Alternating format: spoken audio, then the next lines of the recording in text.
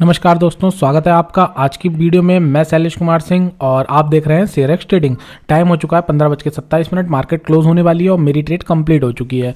कल मैंने ट्रेड नहीं किया था, मैंने इसका अपडेट अपने ग्रुप में दिया था कि मुझे कल इंपॉर्टेंट कुछ काम है, इस वजह से मैं ट्रेड नहीं करूँगा, तो मैंने कल की ट्रेडिंग नहीं ली थी। और चलिए चलते हैं सीधे आज ग्रुप में और जान लेते हैं कि आज के हमारे सेंटिमेंट्स क्या थे और उसके आधार पर हमें कहाँ पर ट्रेड मिली और at the end of the day हमें क्या हुआ।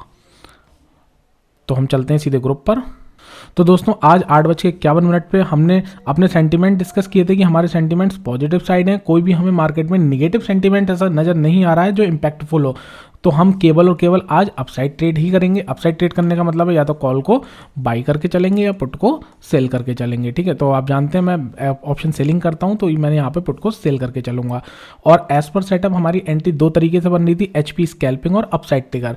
अपसाइड ट्रिगर तब जब मार्केट नीचे जाने के बाद जब हमारे ऊपर आता और हमें वहाँ पर कहीं पर लेवल हमारे आते उसको क्रॉस करता तो अपसाइड ट्रिगर में एंट्री मिलती तो हम करते, अदरवाइज HP स्कैल्पिंग बेस्ड। ठीक है, तो चलिए चल लेते हैं सीधे चार्ट पर और जान लेते हैं हमें कहाँ पर एंट्री मिली और हमारी ट्रेड में आज क्या हुआ।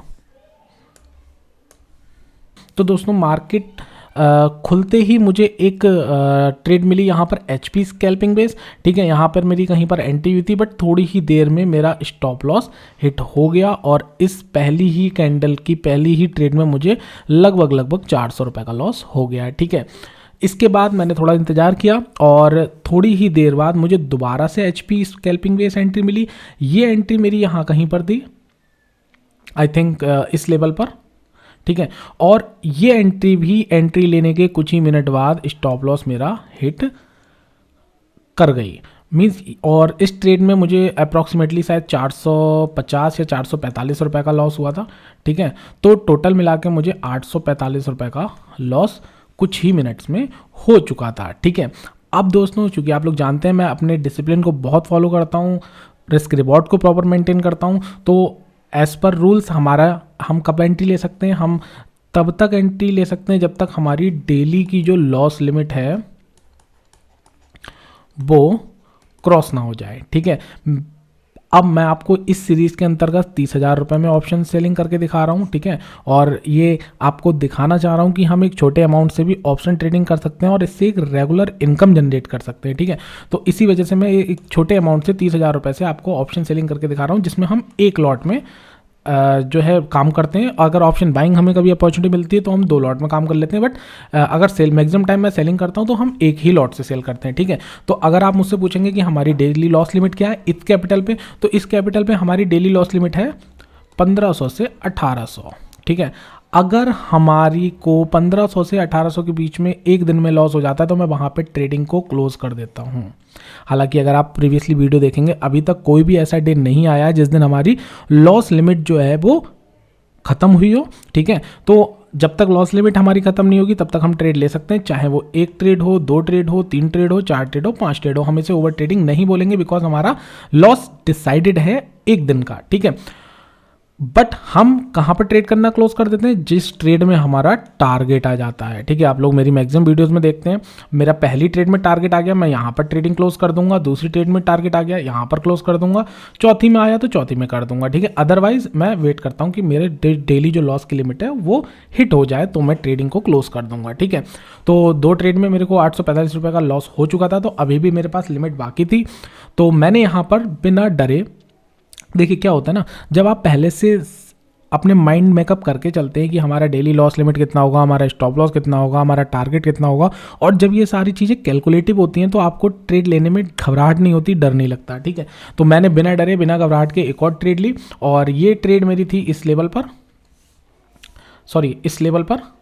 और यहाँ से अगर मैं इसको थोड़ा सा साफ करके आपको दिखा देता हूँ, अगर यहाँ से आप देखेंगे तो हमें कुछ ही मिनट्स में एक अच्छा मूवमेंट कैप्चर करने को मिला और इस मूवमेंट में जो मेरा टारगेट था वो बहुत आसानी से हिट हो गया, क्योंकि आप लोग जानते हैं मॉर्निंग का टाइम है, मॉर्निंग के टाइम पे ऑप्शन के जो प्राइस होते हैं वो बहुत तेज़ी से टिके होते हैं, उनका प्रीमियम जो होता है वो बहुत तेज़ी से टिके होता है। तो मुझे इसका यहाँ पर बेनिफिट भी मिला और मार्केट में एक हमें शार्प अपसाइड मूवमेंट भी मिला। तो यहाँ पर मेरा टारगेट जो था वो बहुत इजीली हिट हो गया और मैंने 4600 की पुट में आज काम किया था, मैंने पुट को सेल किया था और यहाँ पर मुझे नेट अगर मैं बात करूँ दोनों प्रीवियसली लॉस ख़त्म करने के बाद मुझे यहाँ पर नेट 576 रुपये का प्रॉफिट हुआ। आप इसकी वीडियोस जो है वो मेरे शॉर्ट्स वीडियोस में भी देख सकते हैं। तो यहाँ पे 576 रुपये का मुझे प्रॉफिट हुआ प्रीवियसली लॉस रिकवर करने के बाद, यानी थर्ड ट्रेड में मुझे 1426 रुपये का प्रॉफिट हुआ। ठीक है, आप लोग देख सकते हैं यहाँ से रिस्क रिवॉर्ड रेशियो को देख सकते हैं कि पहली ट्रेड में लॉस हुआ था 400 रुपये का, दूसरी ट्रेड में लॉस हुआ 450 के आसपास का, बट तीसरी ट्रेड में प्रॉफिट कितना हुआ 1426 रुपये। दोनों लॉस रिकवर कर गया और हमें at the end of the day profit में ही छोड़ के गया। यहाँ पे मान लीजिए अगर मेरी तीसरी ट्रेड में भी, इस ट्रेड में भी एसएल हिट हो जाता है या ट्रेलिंग स्टॉप लॉस हिट हो जाता तो मुझे कितना लॉस होता? अगर एसएल हिट होता तो मुझे 450 के आसपास और लॉस होता। तो मैं यहाँ पर फोर्थ ट्रेड भी लेता, डेफिनेटली लेता, मगर कहाँ पे लेता? रैंडमली नहीं लेता, जहाँ पे मेरा सेटअप बनता मैं वहां पर ट्रेड लेता और वहां पर अपने टारगेट का इंतजार करता। मेरा टारगेट आ जाता तो अगर ये फोर्थ ट्रेड भी मेरी चल जाती तो तीनों ट्रेड का लॉस रिकवर करने के बाद मैं तब भी कुछ ना कुछ प्रॉफिट में आता, अदरवाइज ब्रेक इवन में तो आ ही जाता। तो मेरी 2 ट्रेड नहीं चली और तीसरी ट्रेड चली तो वो अच्छी चली और इसमें मुझे 1426 रुपये का प्रॉफिट हुआ। तो ये दोनों लॉस रिकवर करने के बाद मुझे 576 रुपये का प्रॉफिट हुआ। हालांकि आज मार्केट ने हमें काफ़ी प्रॉफिट निकालने में जद्दोजहद करनी पड़ी, बिकॉज मार्केट में अगर आप देखें तो कुछ कैंडल्स बड़ी बड़ी बन रही थी, ठीक है, जिन कारण से हमें मार्केट में वॉलेटिलिटी देखने को मिल रही थी और थोड़ी बहुत हमें जद्दोजहद करनी पड़ी, बट नो इशू, हम at the end of the day green में ही क्लोज हुए। ठीक है, अब दोस्तों आगे बढ़ते हैं। मजे की बात क्या है, देखिए इसके बाद मार्केट कहाँ गया, देखिए कितना बड़ा यहाँ से हमारे को डाउन साइड मूवमेंट देखने को मिला। और अगर मैं इस चार्ट को आगे लेके जाऊँ, ठीक है, तो और भी बड़ा डाउन साइड मूवमेंट यहाँ पर मार्केट ने दिखाया है, ये देखिए, राइट, देख सकते हैं। तो मार्केट ने आज काफ़ी बड़ा मूवमेंट हमें डाउन साइड दिखाया, बट चूंकि हमारे सेंटिमेंट्स के हिसाब से, हमारी एनालाइजिंग के हिसाब से हमें केवल और केवल अपसाइड ही ट्रेड करनी थी, तो हमने इस मूवमेंट में पार्टिसिपेट नहीं किया।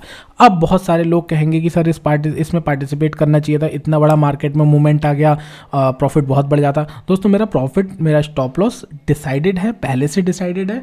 मैं क्योंकि इस सीरीज़ में आपको एक लॉट से ट्रेड करके दिखा रहा हूँ और मेरा जहाँ पर एंट्री होती है उसके अकॉर्डिंग मेरा जो प्रॉफिट है, मेरा जो टारगेट है वो पहले से ही डिफाइन होता है, प्री डिफाइन होता है। ठीक है, तो यहाँ पर मैं फॉर एग्जांपल एक बात कर रहा हूँ, हालांकि मैं कभी भी अपने डिसिप्लिन को ब्रेक नहीं करता, रूल्स को ब्रेक नहीं करता, मैं यहाँ पे एंट्री किसी हालत में नहीं लेता, बट एक बात कर रहा हूँ, अगर मैं एंट्री लेता भी तब भी मेरे टारगेट आ जाता, उसके बाद मैं इतना बड़ा मूवमेंट थोड़ी ना कैप्चर करता। हाँ, यहाँ पर अगर मैं 2 क्वांटिटी या 4 क्वांटिटी से काम करता, क्योंकि आप लोग जानते हैं मैंने ट्रेनिंग में कई लोगों को ये चीज़ बताई है कि बड़ी मूवमेंट को कैप्चर करने का क्या तरीका है ऑप्शन सेलिंग में, कि आप जो 2 क्वांटिटी या 4 क्वांटिटी, जितनी भी क्वांटिटी में काम कर रहे हैं, आधी क्वांटिटी अपने इनिशियल टारगेट पे एग्जिट कर दीजिए ताकि हम कुछ ना कुछ घर ले जा सकें।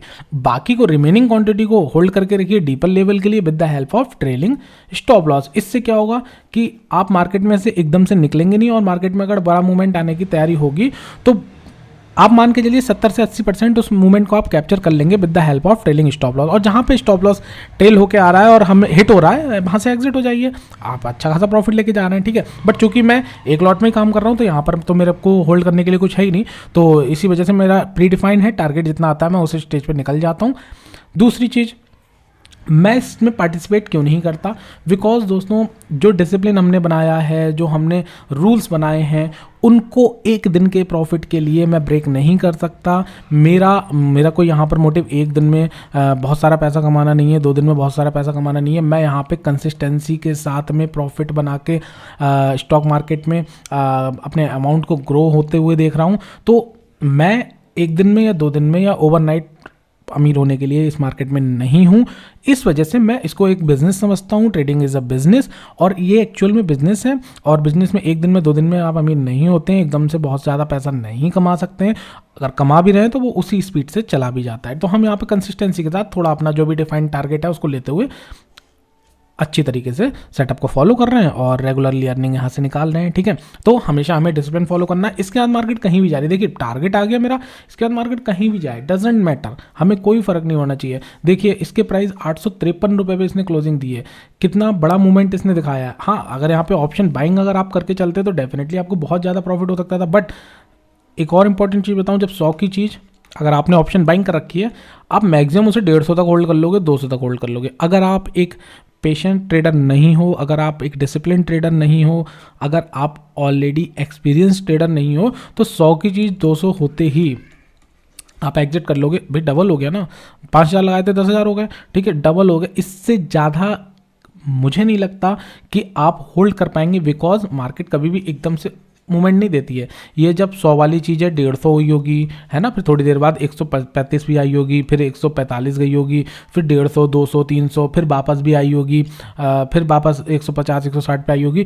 तो जो ये प्राइस के अप एंड डाउन होते हैं, इसमें मैक्सिमम ट्रेडर आउट हो जाते हैं, वो इस मोमेंट को पूरी तरीके से कैप्चर नहीं कर पाते। हमें मार्केट क्लोज होने के बाद ये देखने में तो बहुत मज़ा आता है कि 100 वाली चीज़ आज 800 रुपये की हो गई, ठीक है, होती है, बिल्कुल होती है, बट कितने % लोग होंगे जो 100 वाली चीज़ 800 होने तक का वेट करेंगे? किसके अंदर इतने पेशेंस होंगे जो ऑप्शन बाइंग जैसी चीज़ में 100 वाली चीज़ को 800 होने तक का, 900 होने तक का वेट करेंगे? होती है, ये डजेंट मैटर, होती है, प्रैक्टिकली हमने देखी भी ये होते हुए और कई में हमने पार्टिसिपेट किया है। बट हम खुद, अगर मैं अपनी पर्सनल बात करूं, मैं भी 100 वाली चीज़ 800 तक होल्ड नहीं कर सकता। हाँ, अगर मैं ट्रेलिंग स्टॉप लॉस की बात करूं तो मैं ट्रेलिंग स्टॉप लॉस के साथ में उसे 100 की चीज़ 200, 300 तक ले जा सकता हूं with the help of trailing stop loss. But option buying में ट्रेलिंग स्टॉप लॉस हमारा बहुत जल्दी हिट होगा, क्योंकि अभी मान लीजिए 300 पर है, थोड़ी देर बाद 280 आ जाएगा। अब ट्रेलिंग स्टॉप लॉस मान लीजिए हमारा 280 लगा हुआ हिट हो जाएगा, ये मान लीजिए दोबारा से 350 हो जाएगी, ठीक है। तो ऑप्शन बाइंग में थोड़ा स्टॉप लॉस जल्दी हिट हो जाता है बिकॉज ऑफ प्रीमियम डिके। तो मैं 100 की चीज़ 200, 300 तक होल्ड कर लूँगा, 800 तक होल्ड करने की मेरे अंदर भी पेशेंस नहीं है। और यही कारण है मैं ऑप्शन सेलिंग करके चलता हूँ, क्योंकि ऑप्शन सेलिंग मार्केट को बहुत आसानी से प्रॉफिट देता है और पेशेंस लेवल भी आपके बढ़ते हैं, उससे डिसिप्लिन भी बढ़ता है, ठीक है। चलिए दोस्तों, I am done for the day. अब आपसे मुलाकात होगी कल है मंथली एक्सपायरी, बैंक निफ्टी की भी है और निफ्टी की भी है, तो कल हमें वॉलेटिलिटी देखने को मिल सकती है। बाकी हम देखते हैं, जो भी कल के सेंटीमेंट्स होगी वो हम ग्रुप में अपडेट करेंगे। चलिए दोस्तों, thank you so much, have a profitable life.